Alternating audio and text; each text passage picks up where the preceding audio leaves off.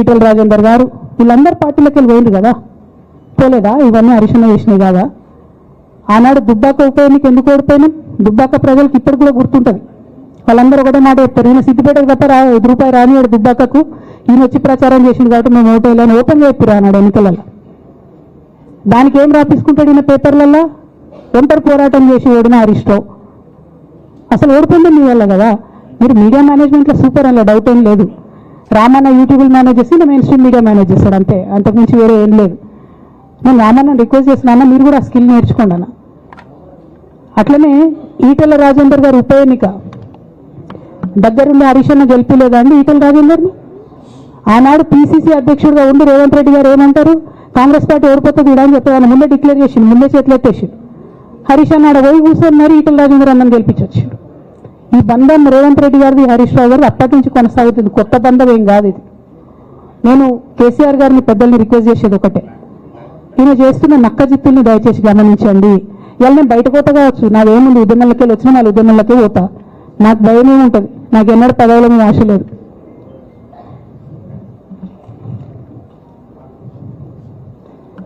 Party నుంచి వచ్చిన ఎమ్మెల్సీకి speaker ఫార్మాట్లో చైర్మన్ గారికి నేను పంపుతా ఉన్నాను రాజీనామా పత్రాన్ని. అట్లానే బీఆర్ఎస్ పార్టీ ప్రాథమిక సభ్యత్వానికి కూడా గౌరవ పెద్దలు కేసీఆర్ గారికి రాజీనామాను పంపుతా ఉన్నాను. దీన్ని మన రావుల చంద్రశేఖర్ రెడ్డి గారికి తెలంగాణ భవన్కి వారికి నేను పంపుతా ఉన్నాను. ఎందుకు ఇవి ఇప్పుడే చూపించిన అంటే, పదవుల మీద నాకు ఎప్పుడు ఆశ లేదు. మేము ఉద్యమంలోకి వచ్చింది ఎందుకంటే మా నాన్న ఒక్కరు ఇంత ఒంటరి పోరాటం చేస్తున్నారు, ఎంత వీలైతే అంత ఆయనకు మద్దతు ఇవ్వాలని వచ్చినాం. ఆనాడు మేము ఉద్యమంలోకి వచ్చినప్పుడు పార్టీ అధికారంలోకి వచ్చే ఆస్కారమే లేకుండే, తెలంగాణ వస్తుందో రాదో అనే అనుమానాలు అంతటా ఉండే. మేము ఉద్యమంలో కొట్లాటలో లాఠీ దెబ్బలు తినడం కోసం, జైల్లోకి పోవడం కోసం ఆనాడు వచ్చిన ఉద్యమంలోకి, అధికారంలోకి వస్తామనుకొని రాలే.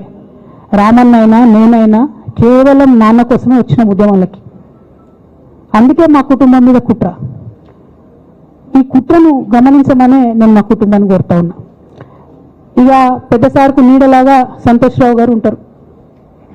ఇక సంతోష్ రావు గారి గురించి 2 నిమిషాలు చెప్తాను, అంత పెద్ద సీనియర్ మనిషి కాదు కానీ చెప్పాలి. ఎందుకంటే కూరలా ఉప్పు ఎట్లుంటుందో ఈయన అట్లా అన్నట్టు, ప్రతి దాంట్లో చెడగొట్టడానికి కొంచెం ఉండాలి కదా అట్లాంటి వాడు, కాబట్టి చెప్పక తప్పదు ఈయన గురించి.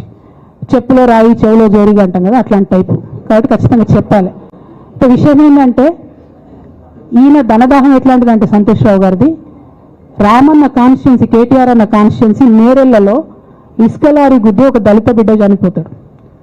సరే, దాని మీద పాపం అక్కడ ఆ రోజు అందరూ అజిటేషన్ చేస్తే ఈయన సంతాన అడ్వాంటేజ్ ఏంది, ఇక్కడ కూర్చుంటాడు సార్ దగ్గర, సీఎంఓలకి వెళ్ళి ఫోన్ చేసి అక్కడున్న పోలీసు వాళ్ళందరినీ ఒత్తిడి పెట్టి 7 దళిత బిడ్డల్ని కొట్టిండ్రండి.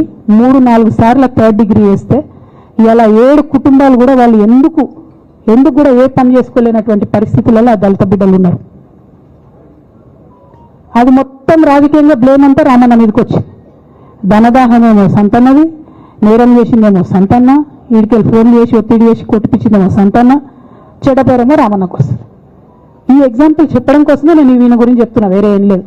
ఇక సరే టానిక్ వీనిక్ ఈ వీటిలో వచ్చిన కేసులు ఏమవుతాయి, రేవంత్ రెడ్డి గారు ఆర్బాటంలో ఒక అనౌన్స్మెంట్ చేస్తారు. ఇంతకుముందు చెప్పిన కదా మ్యాచ్ ఫిక్సింగ్ ఎట్లుంటుందంటే 1 డే న్యూస్ అవుతుంది, టానిక్లో ఈయన మీద కేసు పెట్టిరని, 3వ రోజు పోలీసు వాళ్ళు ఎఫ్ఐఆర్ కొట్టేసారు. అది మీరు ఇంకా కనుక్కోండి, క్రాస్ చేసేసారు, కేసు మూసేసారు. ఏం అండర్స్టాండింగ్ ఉంది ఎందుకు మూసేసారు?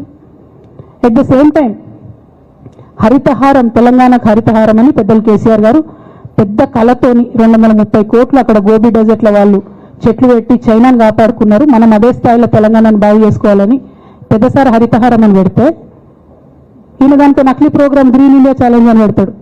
తెల్లారులు వస్తే సినిమా వాళ్ళని తీసుకురావాలి, రోజు ఒక ఫోటో వేసుకోవాలి. దాని వెనుక ఉన్న కుట్ర ఏంటంటే జీవో అమెండ్మెంట్ అవుతుంది సంతోష్ గారి గురించి. ఆ ఫారెస్ట్లను 10% ఇన్కమ్ ఎవరన్నా ఇస్తే అమ్యూజ్మెంట్ పార్క్లకు ఇస్తారన్నట్టు, దానికోసం జీవో అమెండ్ అవుతుంది. దానికి ప్రభాస్ గారిని, చిరంజీవి గారిని, అనేక మంది సినిమా స్టార్లను మోసం చేసి వాళ్ళని తీసుకుపోయి వాళ్ళతో ఫోటోలకు పోజులు ఇప్పించి ఫారెస్ట్లను కొట్టేయాలని ప్లాన్ అయినది. ఇక ఈయనకి 2-3 మనుషులు ఉంటారు సంతనకి. ఆయన పోచంపల్లి శ్రీనివాస్ రెడ్డి అని ఎమ్మెల్యే. ఇది నాకు విషయం ఎవరు చెప్పారంటే మన పల్లరాజేశ్వరరెడ్డి అన్ననే చెప్పిండు. మీకు ఏమైనా డౌట్లు ఉంటే ఆయన అడగవచ్చు. ఈ పోచంపల్లి శ్రీనివాస్ రెడ్డి అనేట ఆయన వరికోల్ అనే ఊరు, సామాన్య కుటుంబం, మధ్యతరగతి కుటుంబం. ఇవాళ అక్కడ నన్ను శ్రీమంతుడు అని పిలుస్తారు, పోచంపల్లి శ్రీనివాసరెడ్డి గారిని. ఇక్కడ నాకు పల్లరాజేశ్వరరెడ్డి గారు చెప్పిన సమాచారం ప్రకారం మోకిల్లాలో మెగా శ్రీనివాసరెడ్డి మెగా కంపెనీ ఉంది కదా, కాళేశ్వరంలో అవినీతి చేసిన mega company plus Pochampally Srinivasa Reddy గారు కలిసి 750 కోట్ల విల్లా ప్రాజెక్ట్ చేస్తున్నారు మోకిల్లాల. ఏడికెళ్ళి వచ్చినాయి అవి? అవినీతి డబ్బులు కాదా? ఎట్లా వస్తాయి? ఎవరైనా who is this Pochampally Srinivasa Reddy? Santosh Rao classmate, అది తప్ప ఆయనకున్న అర్హత ఏం లేదు. ఆయనకి ఎమ్మెల్సీ వస్తుంది, కాంట్రాక్ట్లు వస్తాయి, ఇంకేందో వస్తాయి. అట్లనే నవీన్ రావు అని ఇంకొక ఎమ్మెల్సీ ఉంటాడు. ఆయన డైరెక్ట్గా మా ముఖం పట్టుకొని అందరి ముంగట అంటాడు, నాకు ఎమ్మెల్సీ ఇచ్చింది కేసీఆర్ గారు అన్నా నాకు దేవుడు సంతోష్ అంటాడు ఆయన. నిన్న మొన్న వాళ్ళ ఫాదర్ని పట్టుకున్నారు పేకాటల. ఏమైంది కేసు? ఆల్రెడీ నవీన్ రావు గారు పోయి మన ముఖ్యమంత్రి గారు కాళ్ళు పట్టుకున్నట్టుగా తెలిసింది. వాళ్ళ తల్లిని విడిచిపెట్టిరు, ఈయన మీద భూ కబ్జా కేసులు ఉంటే అవి విడిచిపెట్టిరు.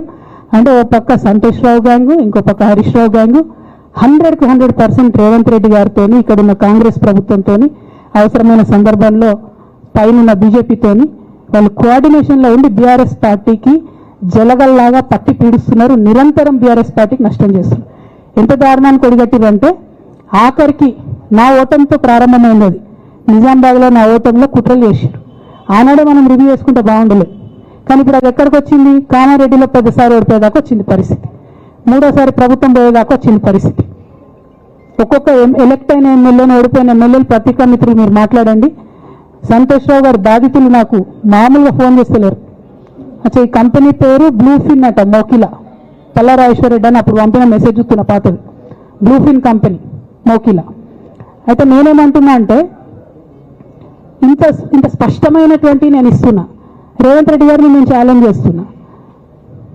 మరి ఎందుకు మీకు మీ ఏసీబీ వాళ్ళకు వీళ్ళ ఇల్లు అడ్రస్లు దొరకలేవా? ఏం అండర్స్టాండింగ్ ఎందుకు లేదు మీకు? లేకపోతే మీరు చర్యలు ఎందుకు తీసుకుంటలేరని నేను సూటిగా రేవంత్ రెడ్డి గారిని ప్రశ్నిస్తున్నా. ఈ తర్వాత వారు ఏం చేస్తారన్నది నాకు సంబంధం లేదు. ఇక నేను మాత్రం పర్టికులర్గా మళ్ళీ ఒకసారి నా బీఆర్ఎస్